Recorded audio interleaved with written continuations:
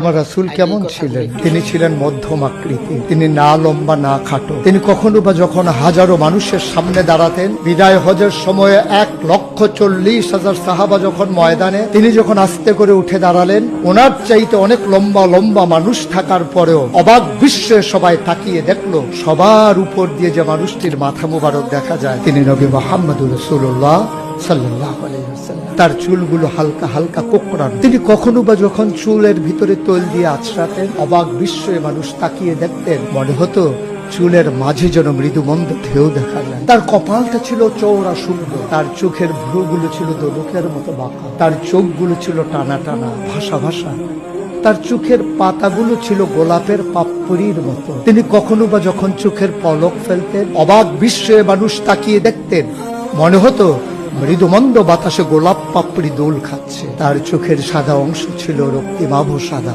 কালো অংশ ছিল তার কৃষ্ণ কালো। তার ঠোঁটগুলো ছিল গোলাপি রঙের, তার নাকটা ছিল খাড়া, ছিদ্রগুলো ছিল ছোট ছোট, নাকের নিচেই ঠোঁটের উপরে ছিল চিকন সরগো। তিনি কখনো বা যখন মুচকি হাসতেন, তার গোলাপি রঙের ঠোঁট দুটো যখন একটু ফাঁক হয়ে যেত আর দাঁতগুলো যখন বের হয়ে যেত, মানুষ অবাক বিস্ময়ে খুঁজত কোথাও যেন বিজলি চমকিয়েছে।